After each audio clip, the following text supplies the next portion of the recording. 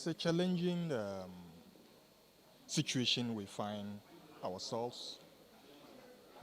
It's not just affecting only the ordinary Ghanaian, but as members of parliament, we're also being affected, and it really affects our ability to go to our constituencies, our ability, to do a lot of things, because where we are, almost close to 10 Ghana cedis per liter, is something that has made economic situation of MPs very, very difficult. And we hope that government will do something about it. If you're hoping, but it does appear as if there's no end in sight. It keeps increasing, and if we are hitting beyond 9, the expectation is that it may even go to 12 within this week or something. If it hits 12, what does this mean for you as an MP, especially coming from where you are from, the Upper West region? How are you going to be surviving it? Yeah, very difficult.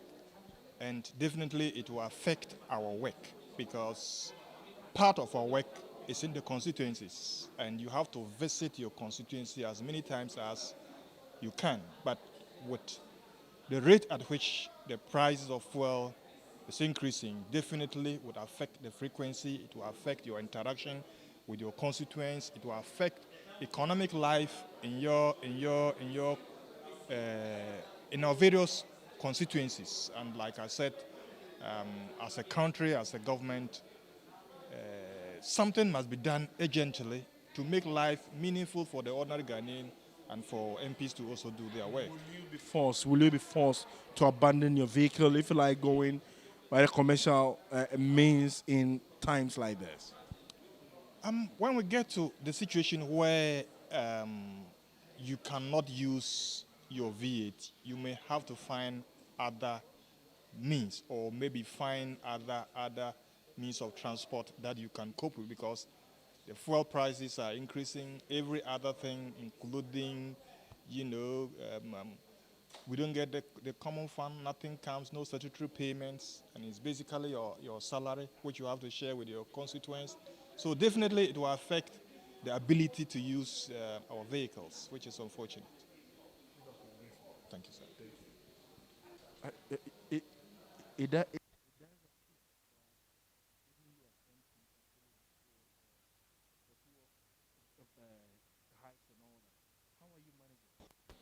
Well, first of all, I think this is one of the very important topics and challenges facing the country. But need I say that times are tough when it comes to expenses for transportation. And from my small corner, I think that we need to, as a nation, all of us readjust. And what I mean by readjusting is the fact that we need to carpool.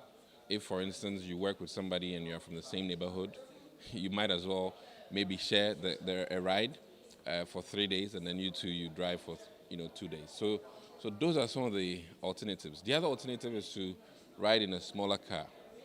So instead of using your SUV or V8s in town, you go down to maybe a Toyota Corolla or something of a smaller capacity. And these are ways and means. And then we have to limit our runarounds.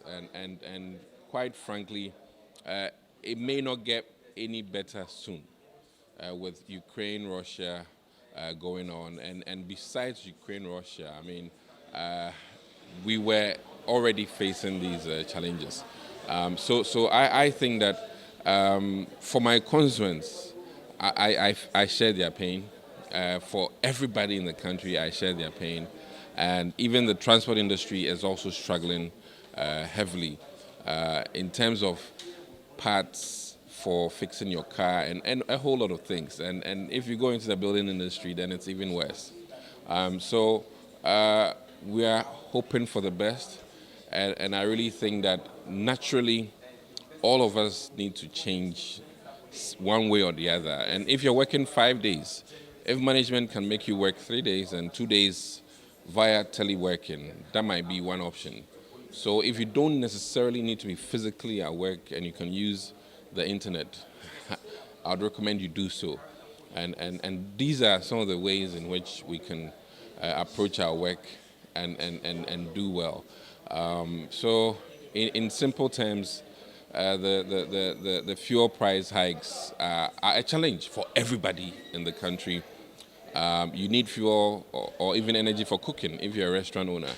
And we are being hit all over. So we need to adjust our lifestyles to meet up with these challenges.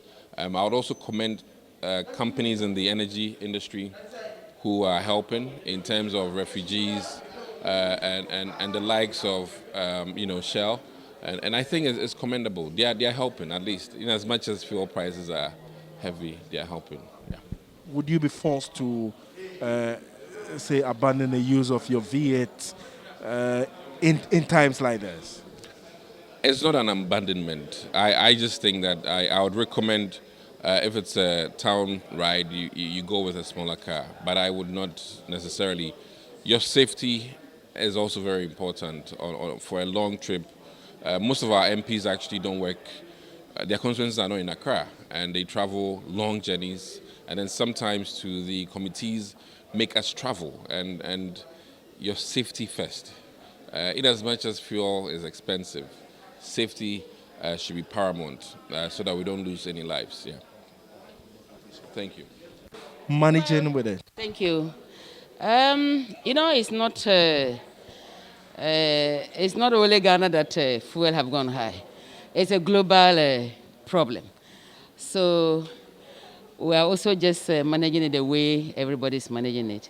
And we pray and hope that it will come down. How are you able to buy your fuel in times like this? Yes, let's take away the fact that you're a deputy gender minister, but then on your own as an MP and then as a private citizen, how are you able to manage it in this time? Well, I buy from my salary that they pay me.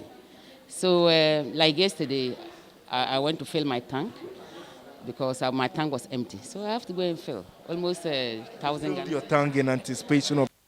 No. I just fell because my tank was empty, So as it goes, we have to also follow the trend till everything normalizes. I know it will normalize. Would you get to a point where you would have to abandon, if you like, your V8 for a smaller car? Well, in other jurisdictions, a lot of people go by train. If we have a lot of trains around, I think a lot of people would have gone with the trains whilst packed to your car. But I don't think so because definitely you need a car to move around. So you have to just bear with it. And I know a lot of people are not happy with it, but just that it's not our fault. So we have to pray that everything normalizes. So that's fine. Yeah, thank you so much. Yeah, thank you.